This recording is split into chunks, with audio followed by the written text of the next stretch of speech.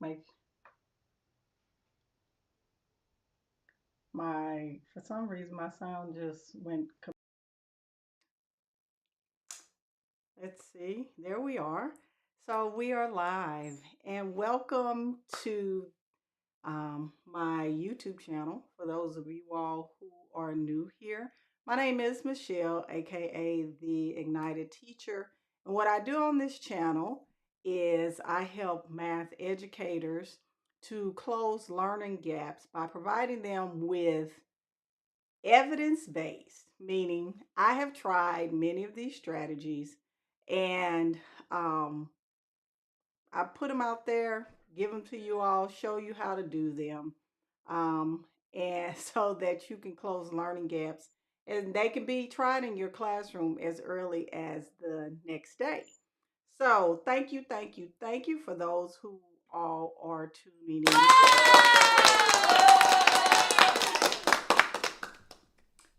because I know you're getting ready for tomorrow.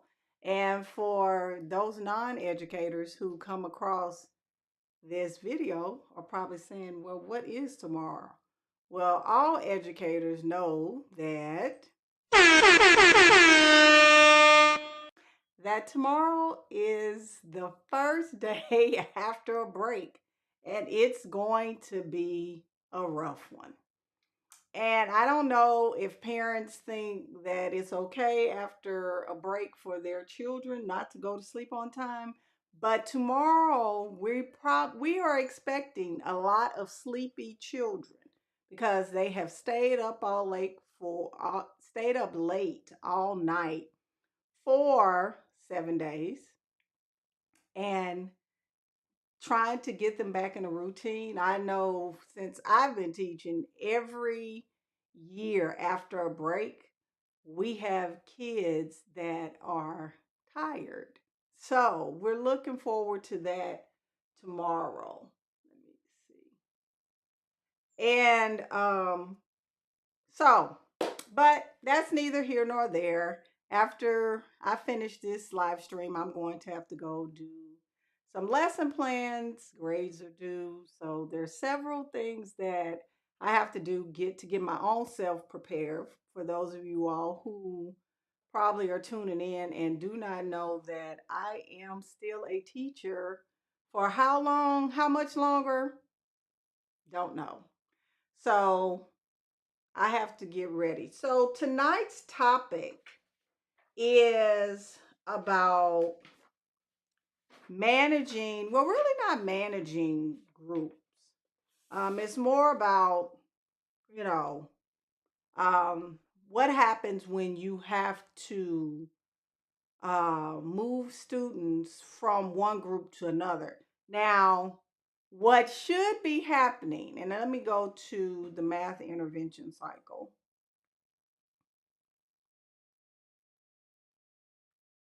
So, what should be happening is you should be in the reteach portion of your um, cycle because you've done the assessing. Now when we come back from the break or before the break, there should be some assessments that are being given.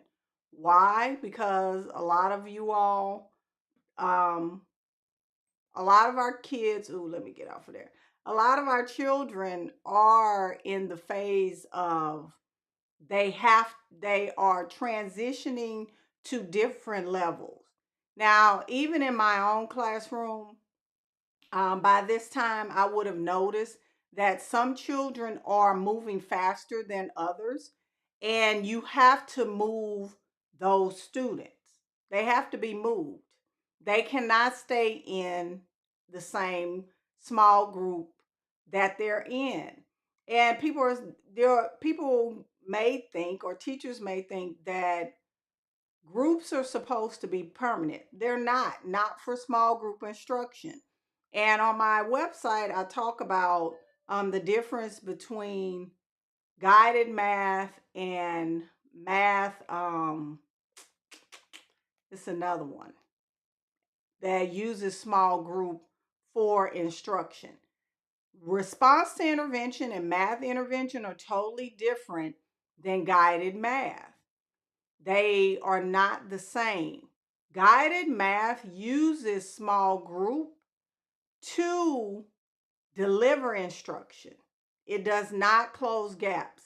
Math intervention uses small group to quickly close gaps, and it follows the vertical alignment, not the horizontal alignment.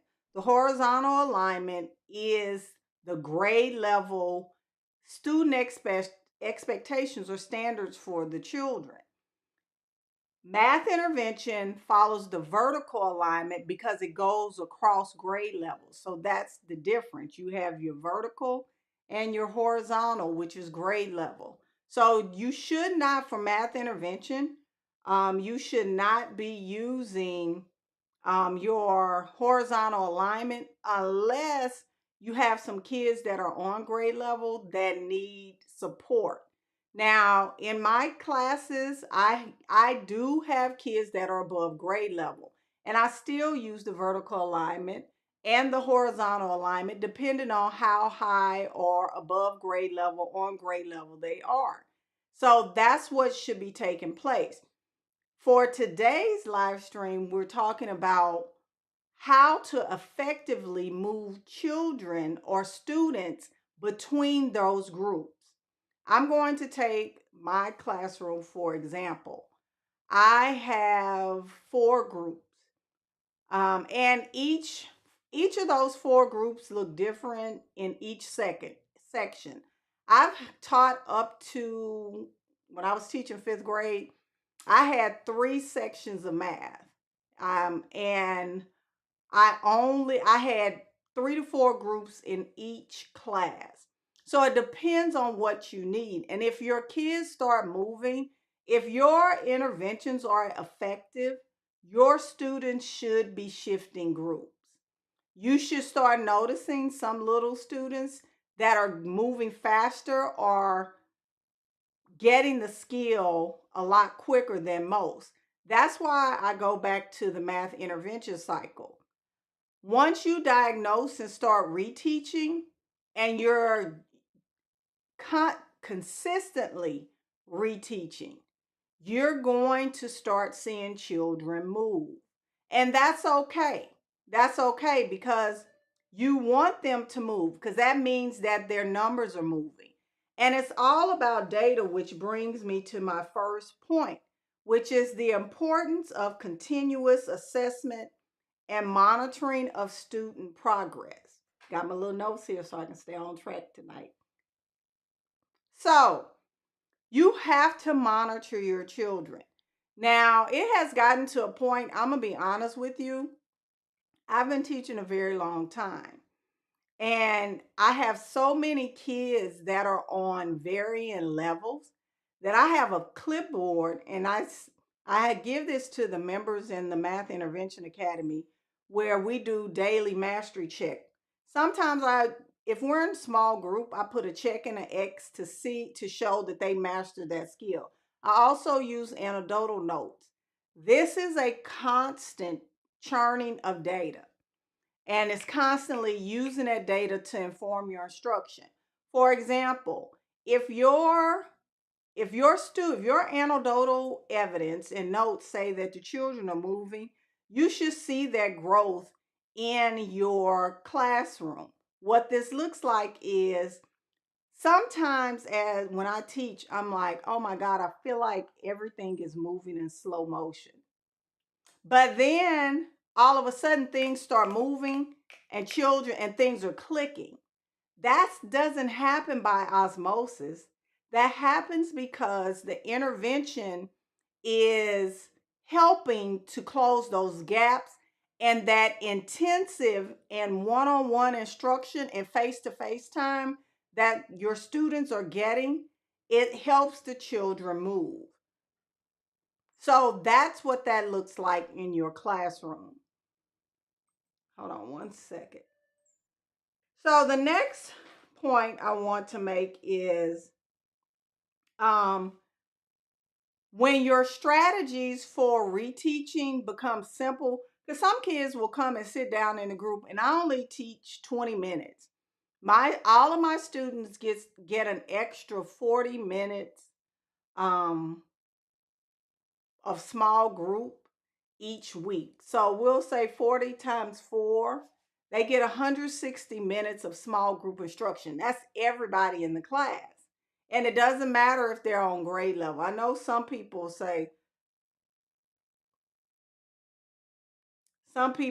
say that we're you shouldn't see the higher level. You should, because that's an opportunity to move them forward. My high kids, I've always had them above. So, for example, they understand multiplication and division. I'll move them on to fractions or something else that's in the horizontal alignment.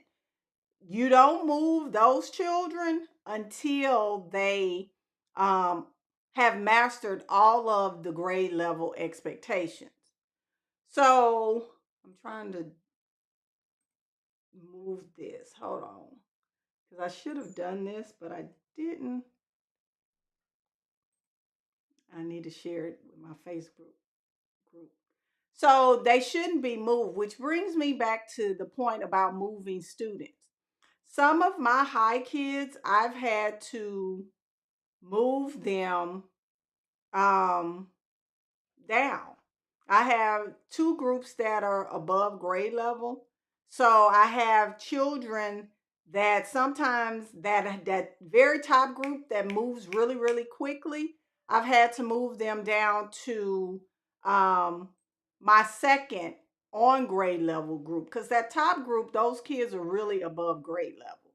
And then I have another group that are high achievers, and I move those top kids down if they need it to go slower. So that's how I manage my groups.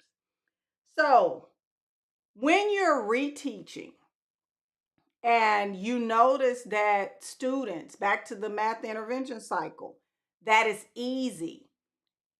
Your instruction, whether it be in small group, whether it be in whole group, should be challenging.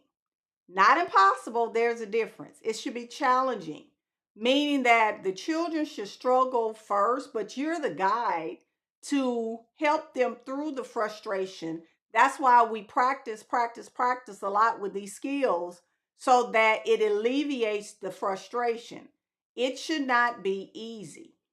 That goes for the kids that are on grade level and the kids that are below grade level. For example, I've had students that in my lowest group where they start to pick up things really quickly. So, multiplication. They may not have known how to skip count. They picked it up because you're giving them one-on-one, really one-on-one time, and they're starting to understand it, and you can see those misconceptions and errors that they're making, and you can correct them right away. So they start to move.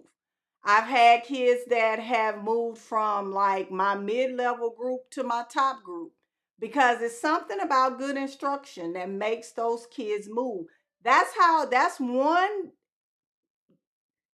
qualitative point, meaning one anecdotal piece of evidence that you know that your instructional strategies are working when those kids start to move really quickly. That's how you know that that's working. So, when to adjust and how to adjust your intervention. That was one of the things that I wanted to talk about. So, their intervention is not how can I say? It's kind of like having children. It doesn't come with instruction. We're talking about children. That's why they call it data driven instruction, because your data points are what drive you, and not just numbers. It's also your data points are qualitative in that, not what you see, what you're seeing in front of you, and you put those two together and you make an informed decision. That's what you do. So it's not something that you come up and just, oh, I followed this book. That's why I'm not a big proponent of intervention programs. They help to support intervention, but the star of the show is you. You are the star of the show when it comes to intervention. So when you are looking at your data, because we normally, since math connects, and sometimes when you teach one skill, the kids pick up another skill. For example, with adding fractions. When you add fractions, or teach unit fractions, you automatically can teach the kids how to add fractions with like denominators. That's it. Because all you're doing is adding a numerator, and you're explaining, while you're in the process, you're explaining that the denominator can't be added because your denominator represents how many parts you have in all when you're talking about a part to whole model. So you don't, yeah, you it's some things you clear up and it ends up going quicker. Like, I don't teach adding fractions with like denominators in isolation. You don't have to, because you can teach it and teach unit fractions and kill two birds with one stone.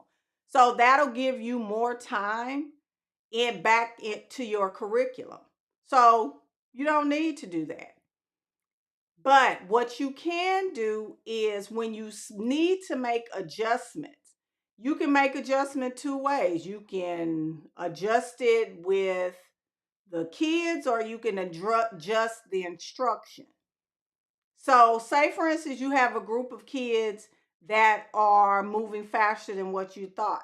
You wouldn't move them to other groups. What you do is change what you're teaching for that cycle.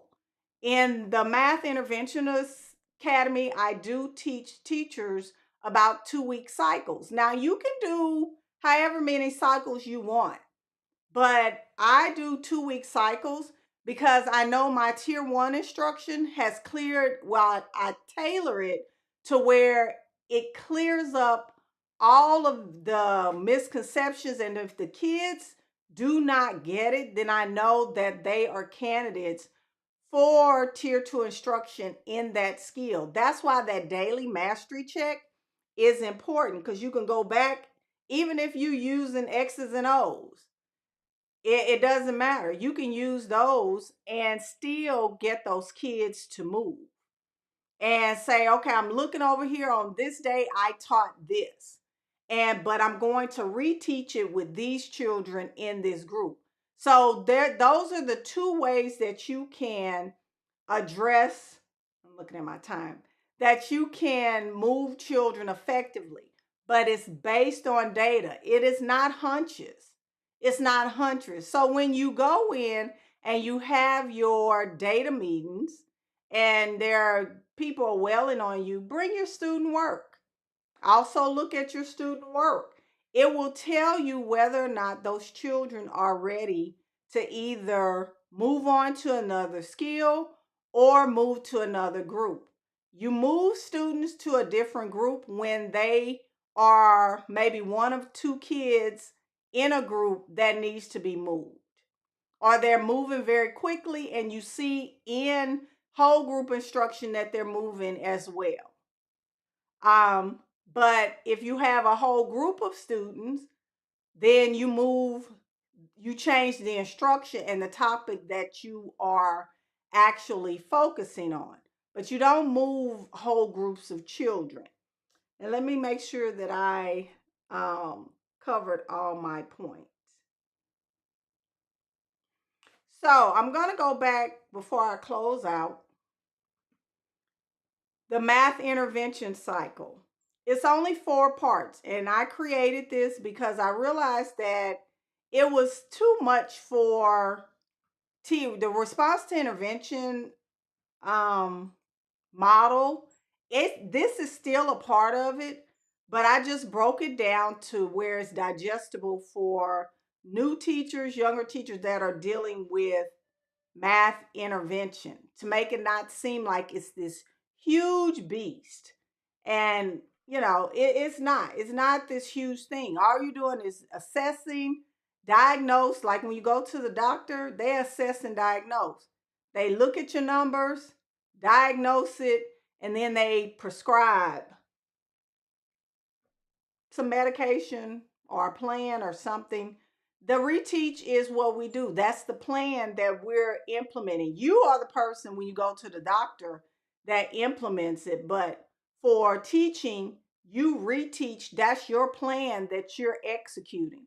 And then, just like you go back to the doctor, you come back and he reassesses you. Did his plan work? Did you do what he said do? And it's the same concept because what we are doing in math intervention is intervening before the children are to a point where there's a special education referral, because that's the next step. If you don't know what the next step is, I did a video, I think a couple of weeks ago, about what to do when students do not um, respond to intervention. And that next step is a referral. That's what the next step is.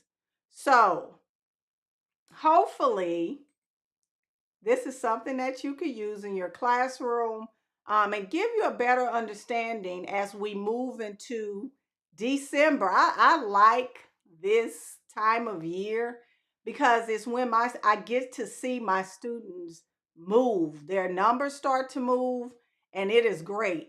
I actually love January the best because at the end of January, the children are maturing, my kids are growing, and then at the end of January, February, you start to see things come together.